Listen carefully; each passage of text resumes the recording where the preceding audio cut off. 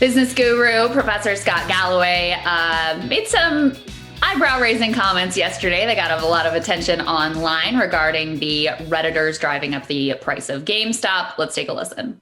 Maybe you're learning here. Maybe it's fun, fine. Maybe it's a movement. But be prepared to lose 80 to 90% of it. And if it's still worth it, then have at it. But the biggest loss of capital here will be the human capital of young men who are sitting and staring at their phone and watching the price of Bitcoin or the price of AMC. And ask yourself, would you be better off taking that 1, 2, or 3 hours a day and working out, trying to form relationships with mentors, with romantic relationships, with people at work, getting great at something so you can be the person on the other side of the trade? The greatest loss in capital here is from young men who are more prone to gambling addiction, who don't understand the markets. I think we are setting ourselves up similar to how there's a ton of young women out there who became very depressed by sitting in their rooms looking at Instagram. Self-cutting and self-harm skyrocket. I think you are going to see an explosion in young male depression, and I think a lot of it is going to be reverse engineered to apps that convince you you're part of a movement or physically addict you to your phone. Ask yourself, would your time staring at Robinhood be better spent somewhere else? That is the real capital destruction that is taking place here. So a lot, Sagar, going on with those comments. First of all, everyone's dunking on him because he basically assumes everyone on Reddit is like an incel that doesn't have any relationships or workout. I mean, it's just like there's a lot going on with the assumptions he's making about the people who are involved here. And then also the comments about women cutting themselves on Instagram. I'm not quite sure about that part either. There's also a lot here that's very condescending and patronizing. It has the air of like, well, when people who are great at this rig the market, that's noble and that's fine. And that's not a waste of life. And you should be like getting a girlfriend and working out instead. No, that is fine. What you all should be doing is studying to be part of the hedge funds, because when the little people manipulate the market, then you're wasting your life somehow. But there is actually a core here. Like, I don't want to just dunk on it because there is a core here. He's like, almost got it. It is true that capitalism and an obsession with profit margins and money making and speculation and financialization above all else, which is the way we structured our society, has completely robbed millions of people of having meaning in their lives. The problem is that Scott Galloway is the type of guy who has like helped to set up that system that has robbed so many people of that meaning and purpose and direction outside of just like, you know, speculation and financialization, which has been put at the core of this culture. And so that's why so many people responded, I think, certainly why I responded, I'll speak to myself, to what was going on with Reddit and GameStop, because it's like, you all set up this entire structure. You made the entire country about making money and profit margins and like the bottom line being the bottom line. And okay, fine, we're going to play that game too. And let's see how it goes. He seems to miss that element of what's going on here. Yeah, and I think that that's the fair criticism against him. And look, I mean, I'm unironically a fan of Scott Galloway. I actually listen to a lot of his stuff, and I think he's one of his best in class at what he does.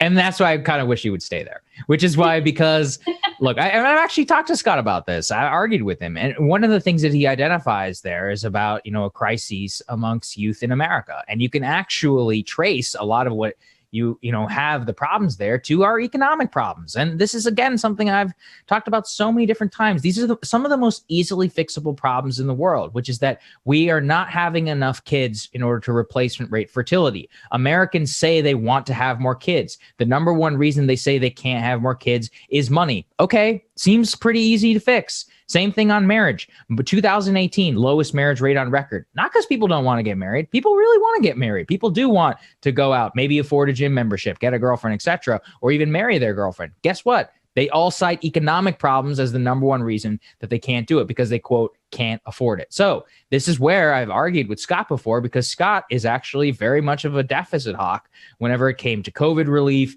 he argued very strenuously that we shouldn't have done like the Paycheck Protection Program and should have instead done a lot more direct relief. And I mean, this is the thing I hit him with. I was like, dude, why not both? There's no reason that you can't have both. And yes, like he is very much, I think, a distorted believer in the lack of the proper economic response. And also, like you said, in terms of what an economy and a society should look like, as in we should not idealize people up at the top. I mean, look, everybody knows these Melvin Capital people are miserable anyway. You know, they're just like damaged. And yes, they happen to be very rich, having spent some time around the super rich. I mean, some of them are like the weirdest, most depressed people I've ever met. And so we shouldn't idealize them either. And so, yeah, there is a lot of truth to what he is saying. But like you said, I don't think he understands where the rage comes from and the impetus to say, hey, screw you, after decades and decades of what we've seen. And it seems like, I mean, at least in my opinion, he was a lot more upset about the Paycheck Protection Program than he was like about Wall Street bailouts. Obviously, I wasn't around and listening to his podcast then, but there was like a special rage that he was giving to like the idea that like small business restaurant owners or whatever were getting bailed out in this crisis.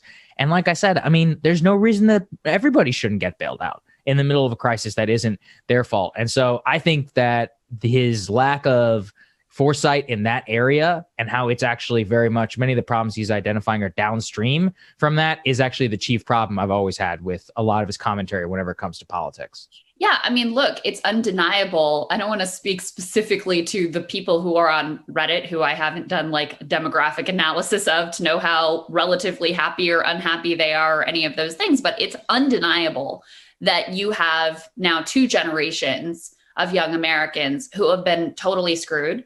It's undeniable that we have in the country at large, massive addiction crisis, massive suicide crisis, like things are not going well. So if he's just pointing that out, yes, you're right about that.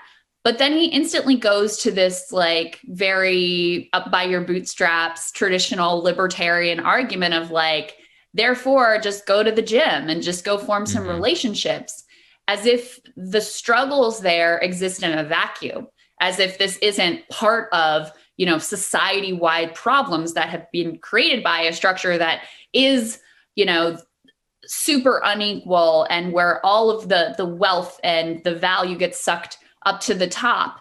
And then there's also the double standard of what they're doing on Reddit is like, look down my nose at, and you should be making something of your life. Whereas when it's done by the people in the suits, then it's noble and it's good. It's an important part of the economy.